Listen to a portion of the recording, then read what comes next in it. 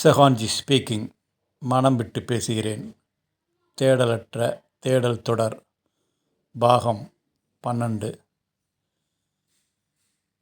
தலைப்பு: நீ உன் வாடகை வீட்டில் இருக்கும் பொழுதே. என்னகமே, தாயின் வயிற்றில் குழந்தை கருவாக இருக்கும் பொழுது, அது 3ஆம் மாதத்தில் இருக்கும் பொழுது ஆத்மா வந்து இணைகிறது என்று சொல்கின்றாய். அது அந்த ஆத்மாவும் அந்த உடல் தொழுத்தோடு இணைந்து இந்த உலகில் பல அனுபவங்களை பெற்று மரணத்தின் பொழுது எந்தவித இயக்கமும் இல்லாமல் எந்தவித ஆசையும் இல்லாமல் மரணித்தால் அந்த மனிதனுக்கு மறுபிறவி கிடையாது என்று சொல்கின்றாய்.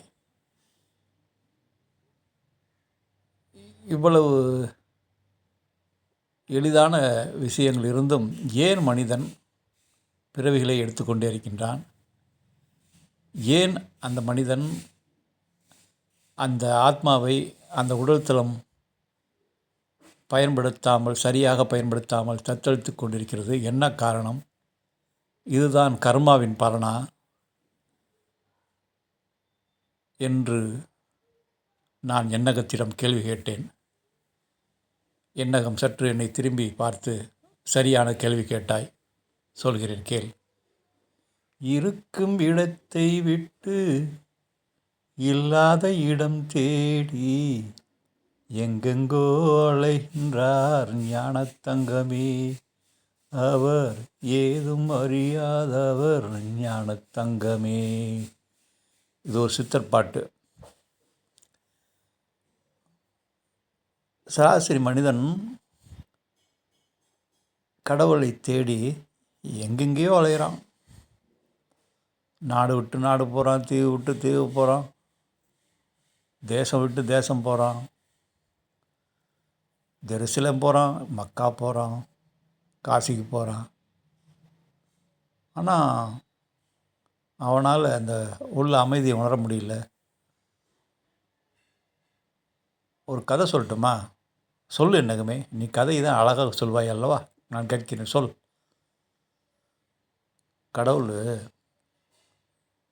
இப்போ நம்ம கண்ணு தெரிகிறது இல்லைல்ல? ஆமாம். முன்பெல்லாம் அவருக்கு மக்கள் முன்னாடி அடிக்கடி தோன்றுவாராம். மக்கள் எல்லாம் என்ன பண்ணுவாங்களா, நிறைய அவர்கிட்ட குறைகள் சொல்லிக்கிட்டே இருந்தாராம். விவசாயி மழை கேட்டு வந்தான், உப்பு வியாபாரி மழை வேண்டான்னு சொல்லி வந்தான். இதே மாதிரி ஒவ்வொருத்தரும் அவங்கவுங்க தேவைக்கு தகுந்த மாதிரி வேண்டுதல் வச்சுக்கிட்டே இருந்தாங்க. கடவுள் பார்த்தாரு, ஐயா, இந்த மனுஷன் முன்னாடி நம்ம உருவத்தோடு தெரிஞ்சோம்னா நம்மளை வந்து ஒரு வழி பண்ணிடுவாங்க. அவங்க கேட்குற வரத்தெல்லாம் நம்ம கொடுக்கவும் முடியாது, கொடுத்தோம்னா இயற்கை சீராக இயங்காதுன்னு எங்காவது போய் மறைஞ்சிக்க ஆசைப்பட்டாராம். எங்கே மறைஞ்சாலும் மனுஷன் தேடி வந்துடுவானே, என்ன செய்கிறதுன்னு தத்தளிச்சிட்டு இருந்தாராம். அப்போ ஒரு வயசான ஒரு நபர் வந்தாராம். அவர்கிட்ட இந்த விஷயத்தை கடவுள் சொன்னாராம். மனுஷன் நீங்கள் எங்கே போய் வெளியே ஓடி ஒளிஞ்சாலும் உங்களை தேடி வந்துடுவான். நான் சொல்கிற இடத்துல நீங்கள் ஒளிஞ்சிக்கிட்டிங்கன்னா அவன் வரமாட்டான். எங்கப்பா சொல்லு? மனுஷனோட இதயத்துக்கு அடியில் போய் ஒளிஞ்சிருக்குங்க, அவன் வரமாட்டான். ஏன்னா மனுஷன் எப்பவுமே வெளியே தான் தேடிகிட்டு இருப்பான். அவனோட ஐம்புலன்கள் வெளியே தான் தேட சொல்லும். அவனுக்குள்ளே இருக்க ஆத்மாவுக்கு அவன் பலனை கொடுக்க மாட்டான். அந்த ஆத்மாவின் குரல் அவன் கேட்கவே மாட்டான். நீங்கள் இதயத்தின் அடியில் இருக்கிறீங்கிறத சொல்கிற ரகசியத்தை உங்களுடைய அந்த மனிதனுடைய ஆத்மா தான் சொல்லும். ஆனால் அந்த ஆத்மாவின் குரலை அவன் கேட்க மாட்டான். அந்த உடலின் தாக்கத்தில், போகத்துலேயும் காமத்துலேயும் அலைஞ்சிக்கிட்டு இருப்பான், அல்லாடிக்கிட்டு இருப்பான். ஆகையால் நீங்கள் இதயத்து அடியில் போய் ஒளிஞ்சிக்குங்க. உண்மையான தேடல் உள்ள ஒருவன் அவன் உள்முகமாக திரும்புவான். உள்முகமாக திரும்பும்பொழுது அவனுடைய ஆத்மாவை எதிர்கொள்வான். அந்த ஆத்மா தான் அந்த பரமாத்ம தன்மையின் முகவரியை கொடுப்பதற்கு சரியான ஆள் என்று அப்போ தெரிஞ்சுக்குவான். அதனால் நீங்கள் இதயத்துக்கு அடியில் போய் ஒளிஞ்சிக்குங்கன்னு சொன்னாராம். அதனால் கடவுளும் போயும் மனிதனுடைய ஒவ்வொரு இதயத்திற்கு அடியிலும் ஒளிஞ்சிக்கிட்டாராம். கதை நல்லாயிருக்கு என்னகமே. இந்த மனுஷனோட உடம்பு ஐம்பூதங்கள் தாக்குதல் எப்பயுமே வெளியில் நோக்கி தான் செயல்பட்டு கொண்டே இருக்கும். அதனோட மனிதனோட உயிர் சக்தியை வெளியே தள்ளிக்கொண்டே இருக்கும். ஆனால் அந்த உள்ளே உறங்கி கொண்டிருக்கும் இந்த ஆத்மா மேல் நோக்கி தாவும் தன்மைக்குடையது. அதற்கு பேரறிவின் தாக்கம் இருக்கும். ஆனால் அந்த பேரறிவை பயன்படுத்த இந்த உடல் தளம் ஒத்துழைக்க வேண்டும். ஆனால் பெரும்பாலான மனிதர்களின் உடல் தளம் அந்த ஆத்மாவிற்கு ஒத்துழைப்பதில்லை. அதனால்தான் பெரும்பாலான மக்கள் சராசரி வாழ்க்கை வாழ்ந்து ஆத்மாவை கண்டுகொள்ளாமல், அந்த பரமாத்மாவின் பிரதிநிதியாக உயிர்த்தன்மையை கண்டுகொள்ளாமல் உயிர் பிரிந்து, ஆசைகளோடு உயிர் பிரிந்து மீண்டும் மீண்டும் பிறப்பெடுத்து இந்த பிறவி பெருங்கடலில் நீந்திக் கொண்டே இருக்கின்றார்கள், கரை சேராமல். இந்த ஒரு மனிதன் அந்த உடல் இருக்கும் பொழுதே உள்ளார்ந்து பார்த்து அந்த உயிர்த்தன்மையின் குரலை கேட்டு அந்த பரமாத்மை தன்மையோடு ஐக்கியமாவதற்கு ஒரு வழியை தெரிந்து கொள்ள வேண்டும். இல்லையென்றால் அவன் மரணித்து தேகமற்று பெரும் ஆத்மாவாக அல்லாடி அந்த நிலையில் குருமார்களை சந்தித்து கெஞ்சினால் எந்த குருமார்களும் அந்த ஆத்மா கடை தேர உதவ மாட்டார்கள். ஒரு ஆத்மாவிற்கு மதிப்பு எங்கே இருக்கிறதென்றால் உடல் தளத்தில் இருக்கும் பொழுது தான் ஞானமடைந்த ஞானிகள் அவர்கள் கடை தேற்றுவதற்கான ஞான யுக்திகளை வழங்குவார்களே தவிர, உடலை விட்டு வெளியில் வந்து ஆவியாய் சுற்றுகின்ற ஆத்மாவிற்கு எந்த ஞானிகளும் உதவுவதில்லை. ஆகையால் நீங்கள் இந்த உடல் தளத்தில் இருக்கும் பொழுதே உங்களை நீங்கள் அறிந்து கொள்ளுங்கள்.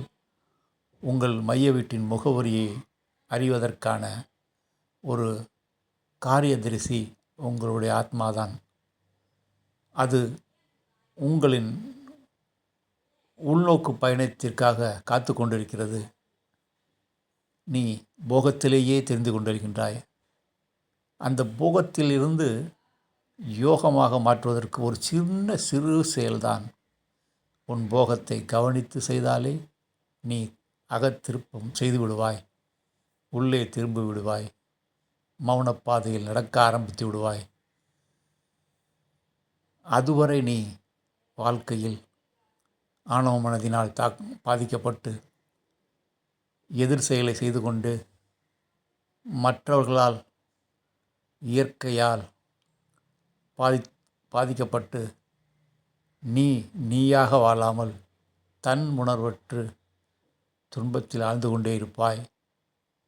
மரணிக்கும் பொழுது ஏகப்பட்ட ஆசைகள் கொண்டு அந்த மரணத்தை எதிர்ப்பாய்.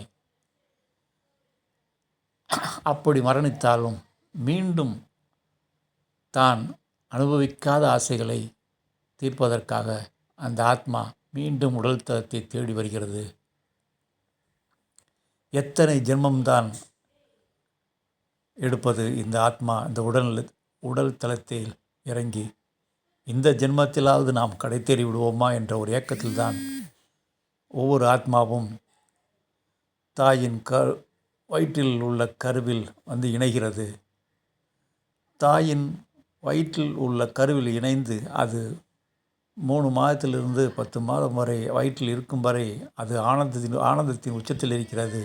இந்த பிறவியில் நான் இறைத்தன்மையோடு வாழ்ந்து, விழிப்புணர்வோடு வாழ்ந்து, கொண்டாட்டத்தன்மையுடன் வாழ்ந்து, நான் அந்த இறை சக்தியோடு இணைந்து விடுவேன் என்ற ஒரு நம்பிக்கையோடு தான் அந்த வயிற்றில் அது 7 மாதம் இருக்கிறது.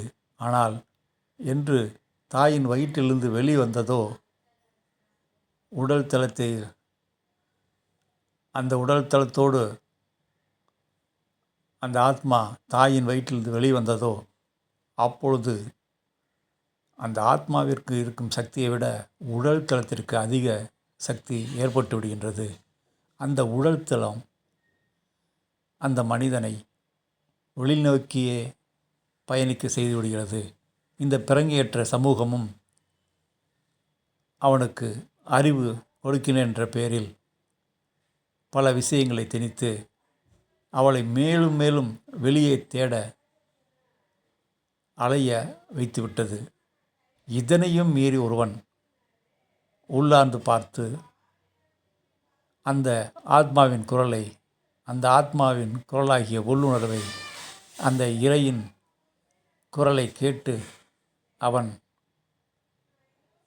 அவனை உணர்ந்து தன் மையத்திற்கான முகவரியை சொல்வதற்கான சரியான ஆள் ஆத்மா மட்டும்தான். தன்னை கடை தேற்றுவதற்கு உதவி செய்வது ஆத்மா மட்டும்தான் என்பதை உணர்ந்தவன் அந்த ஆத்மாவின் குரலை கேட்டு, அந்த கேலா ஒளியை கேட்டு, அந்த கிசுப்பு குரலை கேட்டு செயல்பட ஆரம்பித்து விடுவான். யார் பார்ப்பன்? நாம் பார்க்கின்றோம். கண்கள் வழியாக ஒரு மனிதன் பார்க்கின்றான். அவன் கண்களா பார்க்கின்றது? இல்லை.